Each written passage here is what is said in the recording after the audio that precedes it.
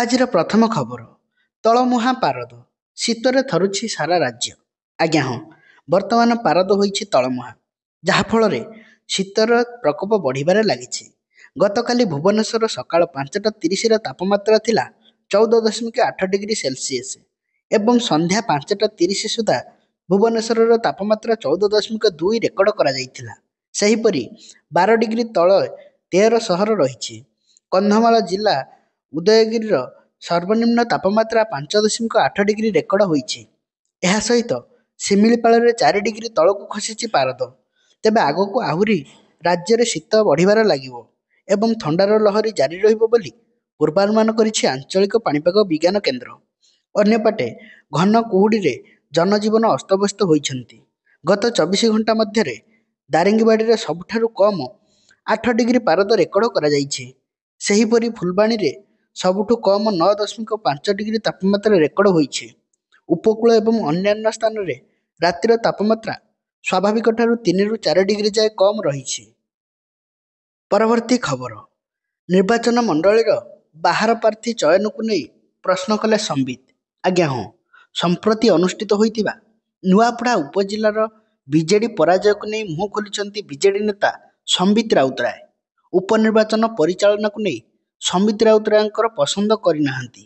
ନିର୍ବାଚନ ମଣ୍ଡଳୀ ବାହାରର ପ୍ରାର୍ଥୀ ଚୟନକୁ ନେଇ ପ୍ରଶ୍ନ କଲେ ଏବଂ କହିଛନ୍ତି ଯେ ସ୍ଥାନୀୟ ଲୋକଙ୍କର ଅଞ୍ଚଳ ଲୋକଙ୍କ ପ୍ରତି ପ୍ରାର୍ଥୀ ଭାବେ ଦେଖିବାକୁ ଚାହୁଁଥିଲେ। ତାଙ୍କ ଦୁଃଖ କଥା କହିବାକୁ ସେମାନେ କ'ଣ 200 କିଲୋମିଟର ପର୍ଯ୍ୟନ୍ତ ଯିବେ? ଯେଉଁମାନେ ପ୍ରଚାରରେ ଯାଇଥିଲେ ସେମାନଙ୍କୁ ପଠାଇଥିଲା କିଏ? କ'ଣ ଆମେ ତୃତୀୟ ସ୍ଥାନକୁ ଆସିବାର ଉଚିତ କି? ସମ୍ବିତ ଆହୁରି ମଧ୍ୟ କହିଛନ୍ତି, ଏକ ଗଣତାନ୍ତ୍ରିକ ଦଳର ସମସ୍ତ ଦଳୀୟ ନେତାଙ୍କ ସହ ପରାମର୍ଶ ପରେ ପ୍ରାର୍ଥୀ ଚୟନ କରାଯାଇଥାଏ, କିନ୍ତୁ ଯାହା ବିଜେଡି କରିନଥିଲା। ଫଳରେ 2024 ନିର୍ବାଚନରୁ ଏପର୍ଯ୍ୟନ୍ତ କୌଣସି କଥା ଶିଖିନାହିଁ ବିଜେଡି। ସେଥିପାଇଁ ତାଙ୍କୁ ତୃତୀୟ ସ୍ଥାନରେ ରହିବାକୁ ପଡ଼ିଲା ବୋଲି ସେ ନିଜେ ସ୍ୱୀକାର କରିଛନ୍ତି। ପରବର୍ତ୍ତୀ ଖବର। ଏବେ ହେବ ନାହିଁ ମନ୍ତ୍ରିମଣ୍ଡଳ ସମ୍ପ୍ରସାରଣ, ବିଜୟପାଲ ସିଂହ ତୋମାର। ଆଜ୍ଞା ହଁ, ବିଜୟପାଲ ସିଂହ ତୋମାର ଏକ ବଡ଼ ବୟାନ ଦେଇଛନ୍ତି। ସେ କହିଛନ୍ତି ରାଜ୍ୟରେ ମନ୍ତ୍ରିମଣ୍ଡଳ ସମ୍ପ୍ରସାରଣ ନେଇ ଅନେକ କଳ୍ପନା ଜଳ୍ପନା ଲାଗି ରହିଛି, କିନ୍ତୁ ଏବେ ମନ୍ତ୍ରିମଣ୍ଡଳ ସମ୍ପ୍ରସାରଣ ହେବ ନାହିଁ। ଏହାକୁ ନେଇ ତୋମାର କହିଛନ୍ତି ଯେ ମନ୍ତ୍ରିମଣ୍ଡଳ ସମ୍ପ୍ରସାରଣ ହେବାର କୌଣସି ଆବଶ୍ୟକତା ଏବେ ଦେଖାଯାଉନାହିଁ। ଉଚିତ ସମୟ ଆସିଲେ ଏହା ସମ୍ପ୍ରସାରଣ ହେବ। ଏହା ସହିତ ନୂଆପଡ଼ା ନିର୍ବାଚନକୁ ନେଇ ସେ କହିଛନ୍ତି ଯେ ରାଜ୍ୟ ସରକାରଙ୍କର 16 ମାସ କାର୍ଯ୍ୟରୁ ନୂଆପଡ଼ାରେ ଏକତରଫା ବିଜୟ ହୋଇଛି। ପରବର୍ତ୍ତୀ ଖବର। ମୁଖ୍ୟମନ୍ତ୍ରୀ ପଦରୁ ଇସ୍ତଫା ଦେବେ ନୀତିଶ କୁମାର। ଆଜ୍ଞା ହଁ, ଗତକାଲି ମୁଖ୍ୟମନ୍ତ୍ରୀ ପଦରୁ ଇସ୍ତଫା ଦେଇଛନ୍ତି ନୀତିଶ କୁମାର। ରାଜ୍ୟପାଳଙ୍କୁ ଭେଟି ନିଜର ଇସ୍ତଫା ପତ୍ରକୁ ପ୍ରଦାନ କରିଛନ୍ତି। ନୀତିଶ କୁମାର ରାଜଭବନ ଯାଇ ବିଧିବଦ୍ଧ ଭାବେ ରାଜ୍ୟପାଳଙ୍କୁ ଆରିଫ ମହମ୍ମଦ ଖାନଙ୍କୁ ଇସ୍ତଫା ପତ୍ର ଦେଇଛନ୍ତି।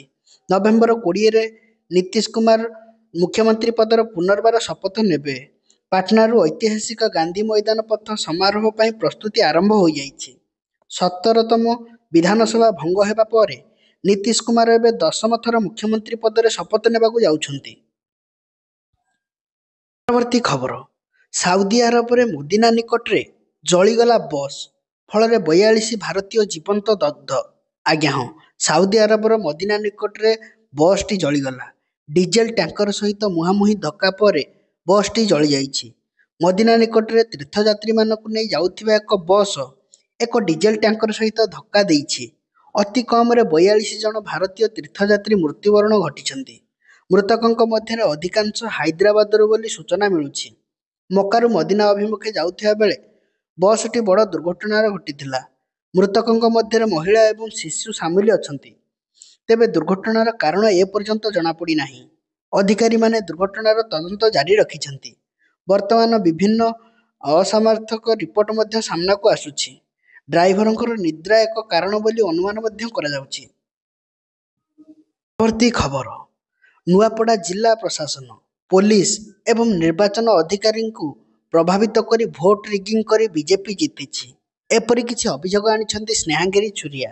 ଆଜ୍ଞା ହଁ, ବିଜୁ ଜନତା ଦଳର ମହିଳା ସଭାନେତ୍ରୀ ତଥା ନୂଆପଡ଼ା ଉପନିର୍ବାଚନରେ ଦଳୀୟ ପ୍ରାର୍ଥୀ ସ୍ନେହାଙ୍ଗିରି ଛୁରିଆ ନୂଆପଡ଼ା ନିର୍ବାଚନରେ ଜିଲ୍ଲା ପ୍ରଶାସନ, ପୋଲିସ ଏବଂ ନିର୍ବାଚନ କମିଶନଙ୍କୁ ହାତବାରିସି କରି ଭୋଟ ରିଗିଂ ମାଧ୍ୟମରେ ବିଜେପି ବିଜୟ ହାସଲ କରିଛି ବୋଲି ଅଭିଯୋଗ ଆଣିଛନ୍ତି।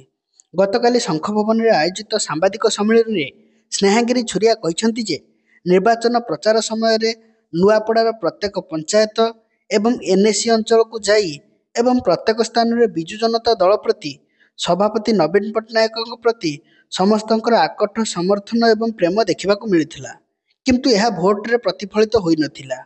ଫଳରେ ସ୍ନେହାଗିରି ଛୁରିଆ ସମସ୍ତଙ୍କୁ ଦାୟୀ କରିଛନ୍ତି। ପରବର୍ତ୍ତୀ ଖବର, କେନ୍ଦ୍ରାପଡ଼ା ଜିଲ୍ଲାରେ ବାଂଲାଦେଶୀଙ୍କ ପାଇଁ ତନାଘନା ଚାଲିଛି ଚେକିଂ।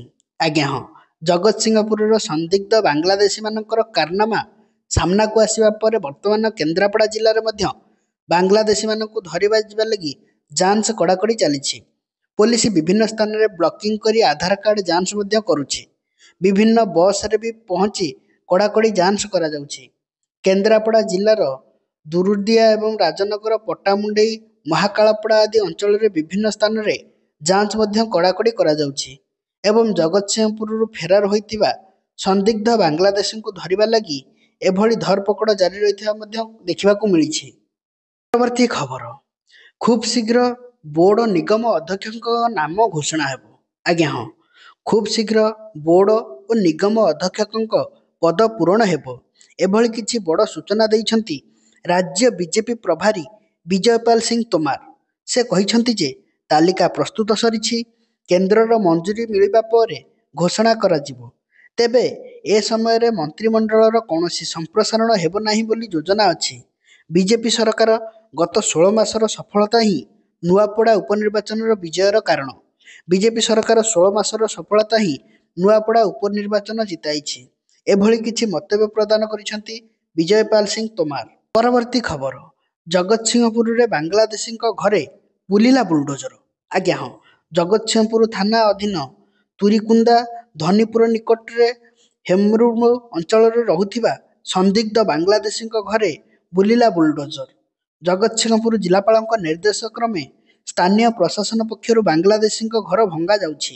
ତେବେ ଉଚ୍ଛେଦ ପ୍ରକ୍ରିୟା ବର୍ତ୍ତମାନ ଜାରି ରହିଥିବା ବେଳେ ସେମାନେ ସରକାରୀ ଜାଗା ମାଡ଼ି ବସି ସେଠାରେ ଘର ତିଆରି କରି ରହୁଥିଲେ। 6 ସନ୍ଦିଗ୍ଧ ବାଂଲାଦେଶୀଙ୍କୁ ପୋଲିସ ଅଟକ ରଖିଛି। 2 ଜଣ ଗିରଫ ମଧ୍ୟ ହୋଇଛନ୍ତି। ଗତକାଲି ପୋଲିସ ବାଂଲାଦେଶୀଙ୍କ ଘରେ ଚଢ଼ାଉ କରିଥିଲା। ଏକ ଭଡ଼ା ଘରୁ 2 ଜଣ ମହିଳାଙ୍କୁ ପୋଲିସ ମଧ୍ୟ ଗିରଫ କରିଛି। ସେମାନଙ୍କ ଜିନିଷକୁ ମଧ୍ୟ ସେମାନେ ନିଜକୁ ପଶ୍ଚିମବଙ୍ଗର ଆଦିବାସୀ ବୋଲି ଏବଂ ପଶ୍ଚିମବଙ୍ଗର ମୂଳ ଅଧିବାସୀ ବୋଲି ପରିଚୟ ପ୍ରଦାନ କରୁଥିଲେ ଏବଂ କୌଣସି ପ୍ରକାର କାଗଜପତ୍ର ଦେଖାଇ ନଥିଲେ। ପରବର୍ତ୍ତୀ ଖବର, ଏସ୍ଆଇ ପରୀକ୍ଷାର କେଳେଙ୍କାରୀ ମାମଲାର ତଦନ୍ତ ବର୍ତ୍ତମାନ ସିବିଆଇ ପହଞ୍ଚିଛି ବ୍ରହ୍ମପୁରରେ। ଆଜ୍ଞା ହଁ, ବ୍ରହ୍ମପୁରରେ ପହଞ୍ଚିଲା କେନ୍ଦ୍ରୀୟ ତଦନ୍ତ ବ୍ୟୁରୋ ଟିମ୍। ଓଡ଼ିଶା ପୁଲିସ ନିଯୁକ୍ତି ବୋର୍ଡ ଦ୍ୱାରା ପରିଚାଳିତ ଏସ୍ଆଇ ପରୀକ୍ଷା କେଳେଙ୍କାରୀ ମାମଲାରେ ଅଧିକ ତଦନ୍ତ ଲାଗି ବ୍ରହ୍ମପୁରରେ ପହଞ୍ଚିଛି ଟିମ୍। ବିଜ୍ଞପ୍ତି ଜାରି ସୁପାରିଶ କରିଥିଲେ ମୁଖ୍ୟମନ୍ତ୍ରୀ ମୋହନ ଚରଣ ମାଝୀ। ଏହି ମାମଲାକୁ ନେଇ ବର୍ତ୍ତମାନ ସିବିଆଇ ଘାଣ୍ଟିବ। ଓଡ଼ିଶାର ପୁଲିସ ନିଯୁକ୍ତି ବୋର୍ଡ ଦ୍ୱାରା ପରିଚାଳିତ ଏସ୍ଆଇ ପରୀକ୍ଷା କେଳେଙ୍କାରୀ ମାମଲାର ତଦନ୍ତ କେନ୍ଦ୍ରୀୟ ତଦନ୍ତ ବ୍ୟୁରୋ କରିବ। ପୂର୍ବରୁ ଏହି ମାମଲା କ୍ରାଇମବ୍ରାଞ୍ଚକୁ ଦିଆଯାଇଥିଲା। ବର୍ତ୍ତମାନ ଆଗକୁ ଏହି ମାମଲା ସିବିଆଇ ହାତକୁ ଯିବ। ପରବର୍ତ୍ତୀ ଖବର, ବାଂଲାଦେଶର ଗାଦିଚ୍ୟୁତ ପ୍ରଧାନମନ୍ତ୍ରୀ ଶେଖ୍ ହସିନାଙ୍କୁ ମୃତ୍ୟୁ ଦଣ୍ଡାଦେଶ। ଆଜ୍ଞା ହଁ, ଦୋଷୀ ସାବ୍ୟସ୍ତ ହେଲେ ବାଂଲାଦେଶର ଗାଦିଚ୍ୟୁତ ପ୍ରଧାନମନ୍ତ୍ରୀ ଶେଖ୍ ହସିନା। 2024 ନରସଂହାର ମାମଲାରେ ବାଂଲାଦେଶ କୋର୍ଟଙ୍କ ଦଣ୍ଡାଦେଶ ଆସିଛି। ବିକ୍ଷୋଭକାରୀମାନଙ୍କୁ ହତ୍ୟା କରିଥିବା ନେଇ ହୋଇଥିଲା ମାମଲା। ହସିନାଙ୍କୁ ଫାଶୀ ଦଣ୍ଡାଦେଶ ଶୁଣାଇଛି ଆଇସିଟି। ପୂର୍ବତନ ଗୃହମନ୍ତ୍ରୀ ଅସଦୁଜ୍ଜମାନ ଖାନଙ୍କୁ ମଧ୍ୟ ମୃତ୍ୟୁ ଦଣ୍ଡାଦେଶ ଦିଆଯାଇଛି। ସେହିପରି ପୂର୍ବତନ ପୋଲିସ ମୁଖ୍ୟ ଚୌଧୁରୀ ଅବଦୁଲ୍ଲା ଆଲମାନଙ୍କୁ ମଧ୍ୟ 5 ବର୍ଷ ଜେଲ ଦଣ୍ଡ ଦିଆଯାଇଛି। ଏହି ହିଂସାତ୍ମକ ଆନ୍ଦୋଳନରେ ପ୍ରାୟ 1400 ଜଣଙ୍କର ମୃତ୍ୟୁ ହୋଇଥିଲା।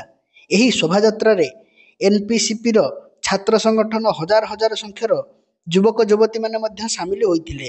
ବିକ୍ଷୋଭକାରୀମାନଙ୍କୁ ହତ୍ୟା ନେଇ ଶେଖ୍ ହସିନାଙ୍କ ନାଁରେ ହୋଇଥିଲା ମାମଲା। କୋର୍ଟ ଜୁଲାଇରେ ବିଦ୍ରୋହ ପାଇଁ ହସିନାଙ୍କୁ ଦୋଷୀ ସାବ୍ୟସ୍ତ କରି ତାଙ୍କୁ ଦଣ୍ଡ ଦେଇଛନ୍ତି। ତାଙ୍କୁ ଫାଶୀ ଦଣ୍ଡରେ ଦଣ୍ଡିତ କରାଯାଇଛି। ପରବର୍ତ୍ତୀ ଖବର, ଦିଲ୍ଲୀର ବିସ୍ଫୋରଣ ମାମଲାରେ ଆଉ ଜଣଙ୍କୁ ଗିରଫ କଲା ଏନ୍ଆଇଏ। ଆଜ୍ଞା ହଁ, ଦିଲ୍ଲୀର ଲାଲକିଲ୍ଲା ବିସ୍ଫୋରଣ ମାମଲାରେ ଏନ୍ଆଇଏ ଆଉ ଜଣଙ୍କୁ ଗିରଫ କରିଛି। ଅଭିଯୁକ୍ତ ଜଣକ ହେଉଛନ୍ତି ଜସିର ବିଲାୱା ୱାନି ଓରଫ ଦାନିଶ କୁମାର। ତାଙ୍କୁ ଗିରଫ କରିଛି ଏନ୍ଆଇଏ। ଜସିର ବିସ୍ଫୋରଣ ଘଟଣାର ଆତଙ୍କବାଦୀ ଉମର ଉନ୍ ନବୀରଙ୍କର ଜଣେ ପ୍ରମୁଖ ସହଯୋଗୀ ଥିଲେ ବୋଲି ଏନ୍ଆଇଏ କହିଛି। ସେମାନେ ଏକାଠି ଦିଲ୍ଲୀରେ ଏକ ବଡ଼ ବିସ୍ଫୋରଣ ଯୋଜନା କରୁଥିଲେ।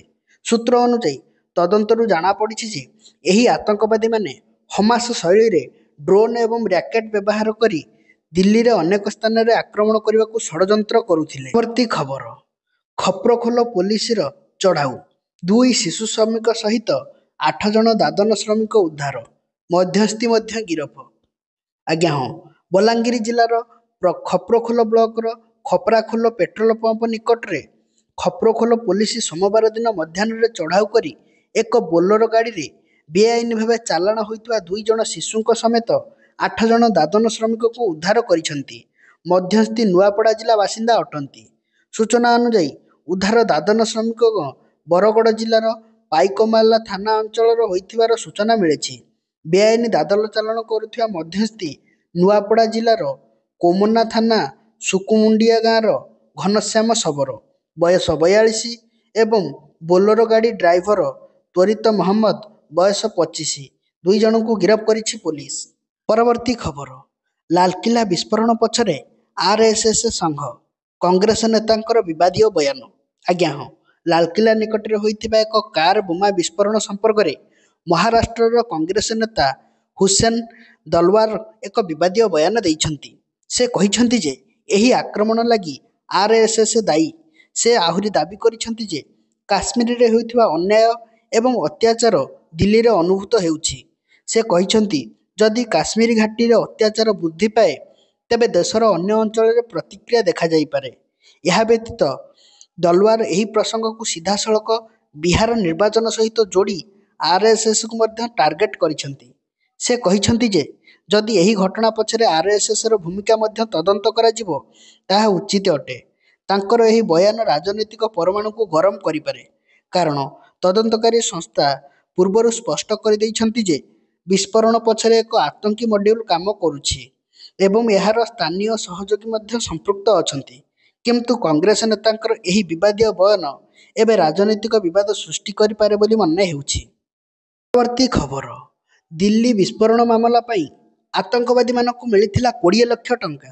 ଆଜ୍ଞା ହଁ, ଦିଲ୍ଲୀର Lal Qila metro station gate number 1 ନିକଟରେ ହୋଇଥିବା ବୋମା ବିସ୍ଫୋରଣ ମାମଲା ସହିତ ଜଡ଼ିତ ଏକ ବଡ଼ ଖବର ସାମ୍ନାକୁ ଆସୁଛି।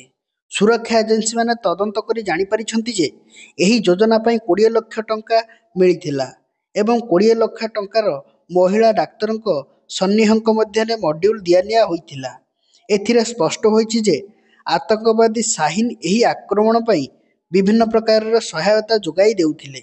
ଏଭଳି ତଥ୍ୟ ସାମ୍ନାକୁ ଆସିବା ପରେ ଏ ଦିଗରେ ତଦନ୍ତ ବର୍ତ୍ତମାନ କଡ଼ାକଡ଼ି ଚାଲିଛି। ଆଜି 12 ଘଣ୍ଟିଆ କେନ୍ଦୁଝର ବନ୍ଦ। ଆଜ୍ଞା ହଁ, କେନ୍ଦୁଝର ବାଂଲାଦେଶୀଙ୍କ ଉପରେ କାର୍ଯ୍ୟାନୁଷ୍ଠାନ ଦାବି ଜୋରଦାର ଧରିଛି। ଜିଲ୍ଲାରୁ ବାଂଲାଦେଶୀ ଅନୁପ୍ରବେଶକାରୀମାନଙ୍କୁ ହଟାଇବା ପାଇଁ ଦାବି କରି ଆଜି 12 ଘଣ୍ଟିଆ ବନ୍ଦ କେନ୍ଦୁଝର ଡାକରା ଦିଆଯାଇଛି। କେନ୍ଦୁଝର ବନ୍ଦ ଯୋଗୁଁ ବନ୍ଦକୁ ସମର୍ଥନ କରିଛି ବିଶ୍ୱ ହିନ୍ଦୁ ପରିଷଦ ଏବଂ ଅପିଲ ମଧ୍ୟ କରାଯାଇଛି ଯେ ରବିବାର ସନ୍ଧ୍ୟାରେ ଏହି ଘଟଣାଟି ଏପରି କିଛି ଘଟିଥିଲା। ସୂଚନାଯୋଗ୍ୟ ଯେ ରବିବାର ଦିନ ସନ୍ଧ୍ୟାରେ କିଛି ସନ୍ଦିଗ୍ଧ ବାଂଲାଦେଶୀ ବେହେରାମପୁରରେ ଏକ ଘରେ ସନ୍ଦେହଜନକ କାରବାରରେ ଲିପ୍ତ ଥିବା ଖବର ମିଳିଥିଲା। ଏହାରି ପରେ ପୋଲିସ ଘଟଣାସ୍ଥଳରେ ପହଞ୍ଚି ତଦନ୍ତ ଆରମ୍ଭ କରିଥିଲା। ଏହି ସମୟରେ ହଠାତ୍ ପୋଲିସ ଉପରକୁ ଅଚାନକ ଆକ୍ରମଣ ମଧ୍ୟ ହୋଇଥିଲା। ପୋଲିସ ଏବଂ ସନ୍ଦିଗ୍ଧ ବାଂଲାଦେଶୀଙ୍କ ମଧ୍ୟରେ ଧସ୍ତାଧସ୍ତି ମଧ୍ୟ ହୋଇଥିଲେ, ଯେଉଁଥିରେ ଆଡିସନାଲ ଏସ୍ପିଙ୍କ ସମେତ 2 ଜଣ କନେଷ୍ଟବଳ ମଧ୍ୟ ଆହତ ହୋଇଥିଲେ। ବେହେରମପୁରର ବସ୍ତିରୁ 2 ବାଂଲାଦେଶୀ ଅଟକ ଅଛନ୍ତି ଏବଂ 2 ମହିଳାଙ୍କୁ ମଧ୍ୟ କୋର୍ଟ ଚାଲାଣ କରାଯାଇଛି। ସେମାନଙ୍କ ପାଖରୁ ବନ୍ଧୁକ, 5ଟି କଟୁରୀ ଏବଂ ଆପତ୍ତିଜନକ ସାମଗ୍ରୀ ଜବତ କରାଯାଇଥିଲା। ଗତକାଲି ସେହି ସନ୍ଦିଗ୍ଧ ବାଂଲାଦେଶୀଙ୍କ ଘରକୁ ପ୍ରଶାସନ ଭାଙ୍ଗିଛି। ମାଜିଷ୍ଟ୍ରେଟ ଏବଂ ଉପଜିଲ୍ଲାପାଳଙ୍କର ଉପସ୍ଥିତିରେ ଭଙ୍ଗାଯାଇଛି 10 ବଖରା ଘର। ସେମାନେ ସରକାରୀ ଜମିରେ କବଜା କରି ଘର ତିଆରି କରିଥିଲେ। ଏଥିପାଇଁ ବାଂଲାଦେଶୀମାନଙ୍କ ଉପରେ କାର୍ଯ୍ୟାନୁଷ୍ଠାନ ଦାବି ନେଇ 12 ଘଣ୍ଟିଆ କେନ୍ଦୁଝର ବନ୍ଦ ଡାକରା ଦିଆଯାଇଛି।